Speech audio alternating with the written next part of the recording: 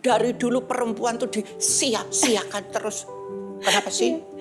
Umur 4 tahun tuh Jepang datang.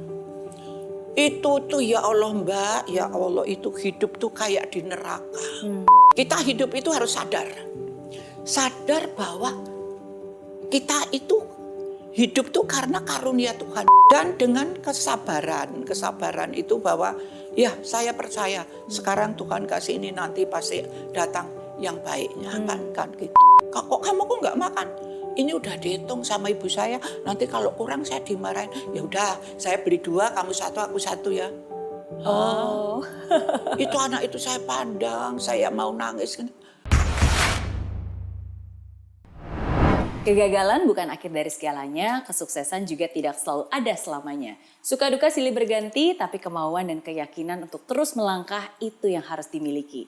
Dan di Zero to Hero hari ini, edisi yang sangat spesial, edisi Kartini, dan saya berada di kediaman seorang legendaris Indonesia, siapa lagi kalau bukan Eyang Titik Puspa.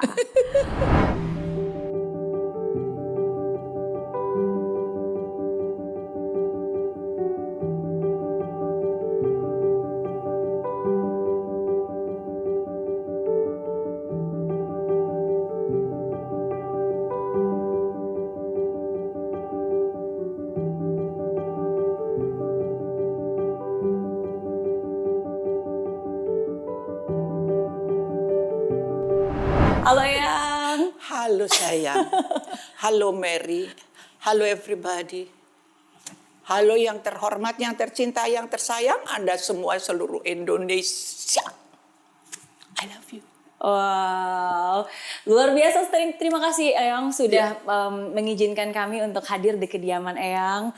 Bahkan udah sempet ini ya, Eyang sengaja khusus mempersiapkan. Aku kan tinggalnya kan di apartemen. Apartemen kan kaupil ya.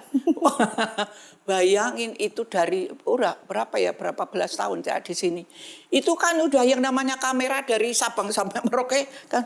Ya Allah itu aja apa ya. Terus saya biar ada ijo-ijo, nah saya bikin ini gitu. Oke, luar biasa. Terima kasih loh Eyang.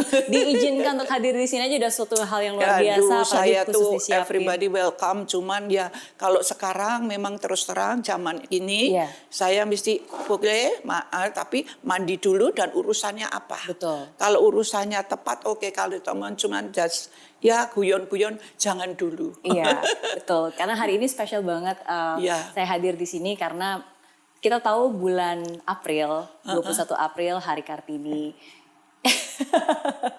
Sebentar lagi. Tanggal berapa? 21 April. Oh iya betul itu. Iya. Iya, dan kalau kita berbicara tentang perempuan, tentang wanita Indonesia kan banyak tantangannya. Jadi kita ingin sungguh-sungguh belajar dari wanita yang tangguh, yang mandiri, yang punya banyak karya, yang di sekarang padahal usia Eyang umur berapa tahun ini ya? Ya, jalan ke 85. Wow. Ya baru 84 ya, tapi jalan 85. Jadi ini sudah namanya ada lagunya. Melambai-lambai, pipi di pantai. Astaga, tapi masih tetap awet muda, masih tetap segar, masih terus berkarya walaupun usianya baru 85 tahun. Buat saya Mbak, saya diberi umur sampai 80 saya thank God. Matur kesuwun sangat Gusti. Jadi saya bisa melihat negeriku yang dulu seperti apa, sekarang seperti apa. Itu saya tuh bersyukur sekali. Dan apalagi kalau melihat anak-anak milenial sekarang. Saya lihat di cucu saya, di cicit saya jadi cucu, cicit. Udah berapa cicitnya ya? Cicitnya 9. Oke. Sedikit ya. Banyak cicit loh. Cicit cucu. Iya. Nah dia itu bapaknya bukan ngomong Inggris, ibunya nggak ngomong Inggris, semua di rumah ngomong Indonesia, kadang Padang, kadang Jawa, kadang itu tuh Inggrisnya itu sekolah aja belum, baru umur 3. Inggrisnya tuh sudah bereket-eket. If you meet your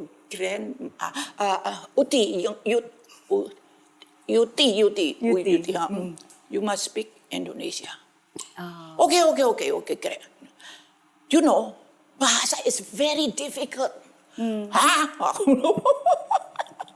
Jadi ya, Jadi dia nyanyi itu Iya. Frozen itu waktu tahun itu Frozen, ya. iya. Waktu dia umur 3 itu Frozen kan baru itu. Betul. Itu from the beginning until end, singing, acting, and dancing sama. Nah, jadi aku pikir Tuhan tuh sekarang tuh memberikan IQ kepada anak-anak sekarang. Iya. Milenial, IQ-nya itu 1000 kali IQ saya waktu masih kecil. Betul, jadi saya sangat-sangat bangga punya negeri Indonesia yang sekarang semakin yang semakin berkibar, dan semoga IQ yang diberikan dan kesempatan dan semua yang ada di Indonesia dapat dipergunakan dengan sebaik-baiknya dan sebetul-betulnya dan secinta-cintanya. Pengabdian sebagai bangsa kepada negara dan bangsa dan karunia Tuhan. Setuju. Saya setuju dan saya senang yang membahas tentang hal tersebut karena memang kalau kita berbicara tentang anak-anak zaman sekarang, wah IQ-nya tinggi-tinggi, pinter, kreatif. Lihat aja di TV-TV walaupun itu yang TikTok atau apa. Iya.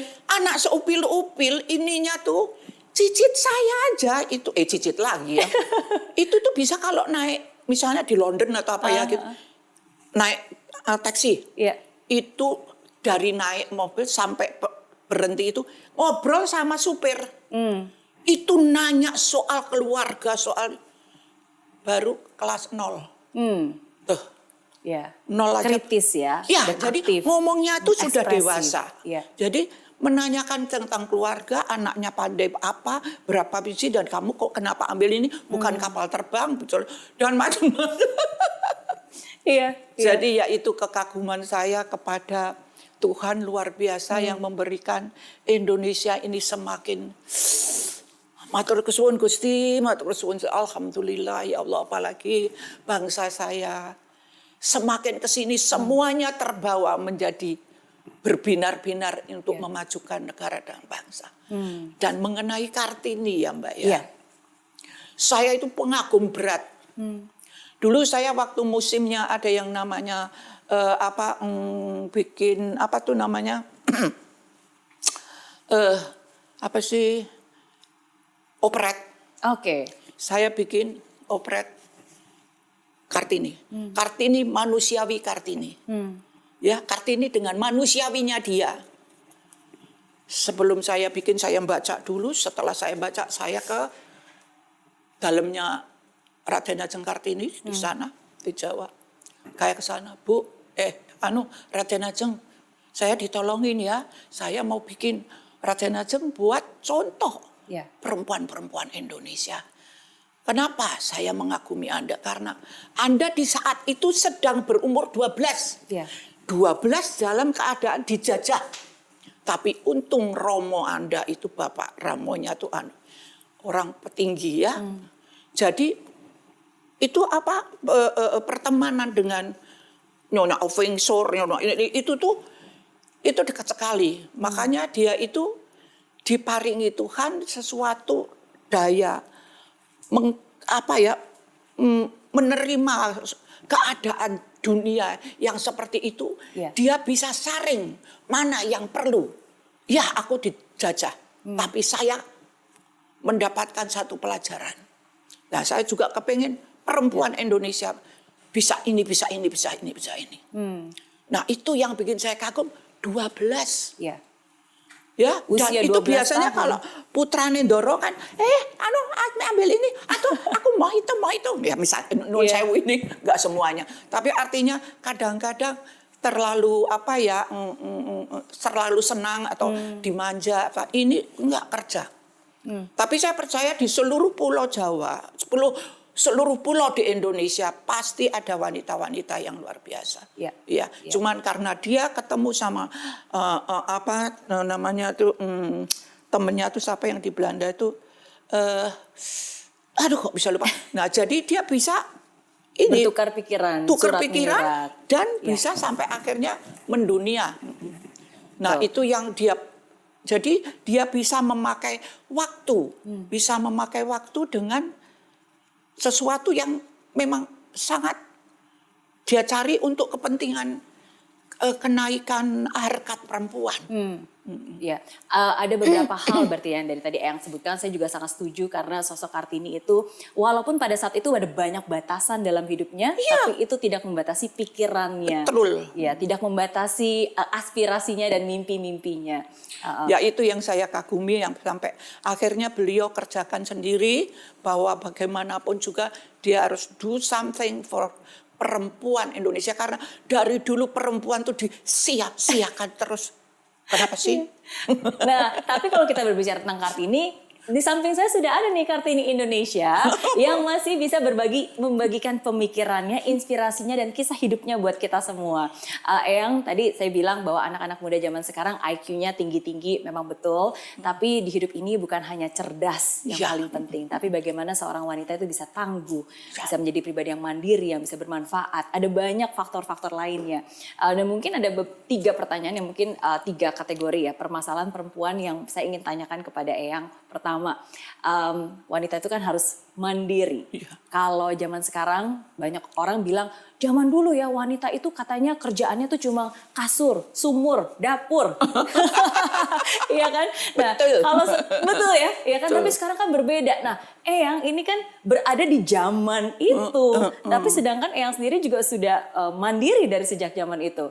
Ya Gimana, Mbak Eyang? kebetulan saya itu tumbuh hidup di dalam suasana masih dalam Indonesia, masih kasihan habis dijajah Belanda, teko meneh Jepang. Nah, saya kan tahun 37 lahirnya. Jadi itu Belanda pergi udah lama, baru Jepang saya umur 4 tahun tuh Jepang datang. Itu tuh ya Allah Mbak, ya Allah, itu hidup tuh kayak di neraka. Lihat per orang tuh pada jatuh mati di jalanan karena lapar. Nah saya pun kalau di rumah nggak ada makanan, saya bukan yang Mbak nyuwun mam, nggak. Aku keluar rumah cari ada pohon, ada tumbuh itu daun muda, tak petik tak makan. Wow, mentah-mentah. Mentah-mentah di jalanan, apa itu udah dikencingi kuda, apa kerbau, makan. Gusti dalam makan menikah. Wow. Jadi segitu miskinnya. Jadi aku juga pernah makan di sebelahnya sini orang meninggal. Udah tinggal tulang sama kulit. Brokotok gitu aja, nggak ada yang mikirin, nggak ada. Karena semua orang susah. Dan kalau kita bikin sesuatu, takut sama Jepang. Jadi ya didiemin aja. Ada lagi di situ juga ada Jepang. Wah baru ada Suzuki apa dia ngomong Jepang deh pokoknya. Makan pisang, kulitnya dibuang kan. Saya ambil tuh kulit, saya buangi kerikilnya, saya makan kulitnya. Makan kulit pisang. Kulit pisang bekas Jepang. Wow. Duh, matur suwun kenyang Gusti. Masih tetap bisa mensyukuri. Ya. Nah, memang yang pertama gini. Kita hidup itu harus sadar. Sadar bahwa kita itu hidup tuh karena karunia Tuhan. Kita dicipta oleh Tuhan. Dan kalau kita sadar bahwa Tuhan itu ada, kita masih punya rasa takut. Mau gini mau gitu takut. Ya. Jadi nanti Gusti Allah lihat gitu. Jadi ada rem, sabar, ya sadar, sabar. Terus kalau mungkin ya memang susah itu bijaksana tapi semua itu kalau kita resapi kehidupan yang indah, melihat di luar itu pohon-pohonan, pokoknya landscape yang indah itu, ya Allah Tuhan bagus sekali. Itu diterima dengan senang.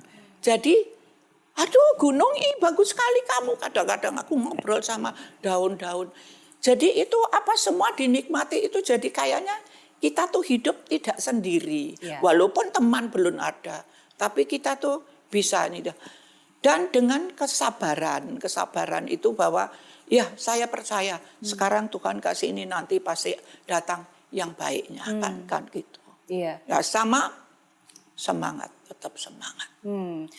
sempat menjadi tulang punggung keluarga di usia yang masih muda. Enggak, ya bukan tulang punggung, cuma nolongin ibu saya. Jadi umur 5 tahun itu saya masih pakai celana monyet. Yang ada kantongnya di depan. Bawa ceret, tahu ceret? Ceret itu teko gede yang buat dimasak. Iya. Itu ada tehnya. Terus rumah saya dekat dengan, itu mengungsi dekat dengan stasiun kereta api. Jadi kalau pagi-pagi, teh Ndoro, teh. Monggo tehipun Ndoro itu tuan nyonya itu Ndoro ya. Teh Ndoro.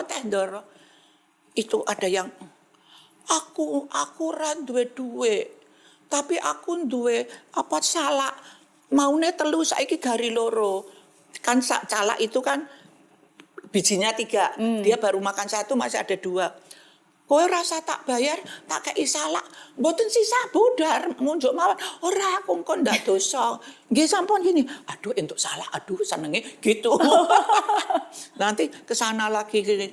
Sampai kalau yang betul-betul aku pengen ngombe ning ora duwe apa-apa. Ngunjuk Bu, ngunjuk. Tak kasih. Kalau orang ngasih berapa saja, enggak pernah harus bayar sekian. Iya. Nah, itu tuh sampai habis bu.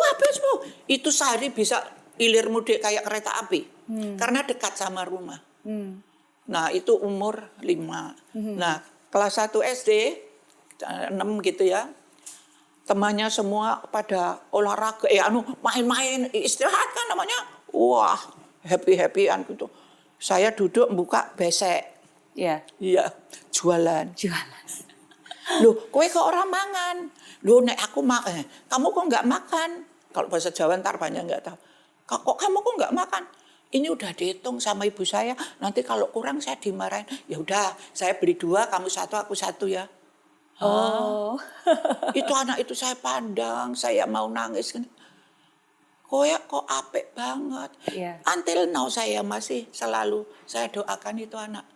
Berikah kebahagiaan, damai. Damai kalau di hati kita damai. Apapun cobaan-cobaan.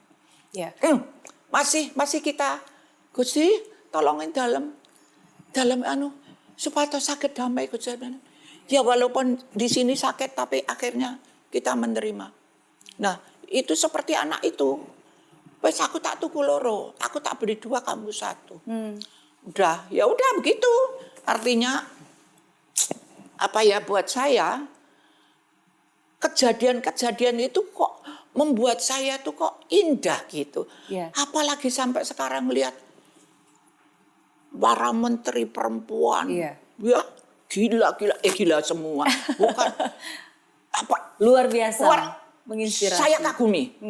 Ya, ibu-ibu sama siapa saja yang ada anak perempuan dari apa, nggak punya apa-apa, akhirnya dia berbuat sesuatu hingga menjadi punya pekerjaan yang luar biasa, bisa membuat ini, menghasilkan sekian ini. Jadi banyak loh bangsaku itu ya, perempuan itu yang mandiri. Kalau saya memang dari dulu sampai sekarang mandiri sendiri juga. Tapi ya artinya apa ya? Menghidupi adik-adik juga waktu itu bekerja. Ya kalau itu sih pesan bapak ya kan dulu tuh saya tuh mau ujian ya SGTK. Kenapa aku ambil SGTK? Sekolah Guru Taman Kanak-kanak. Ibu saya tuh anaknya 12. 12. Yang anak keberapa? 4. Anak keempat. Jadi saya itu kalau pagi mau sekolah mandiin adik, nyapu, terus cuci piring malam, baru berangkat. Berangkat itu berapa? 5 kilo Mbak. Jalan kaki, orang nganggo sepatu. Pulang ya kepanasan ya, gejelet ya. Nah, udah gitu tuh apa ya? Jadi buat saya itu dari dulu itu saya itu kok bisa loh, apa ya artinya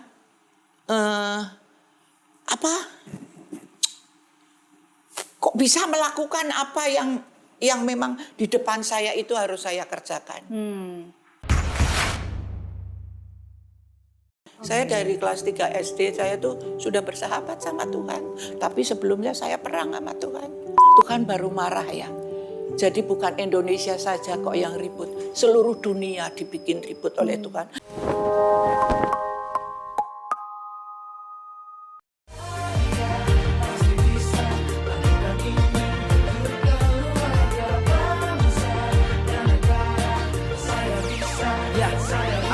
Laksana bumi tanpa hujan, hidup tanpa tujuan, kering dan mati tanpa hijaunya tumbuhan. Demikian kalau mimpi tak kunjung terjadi.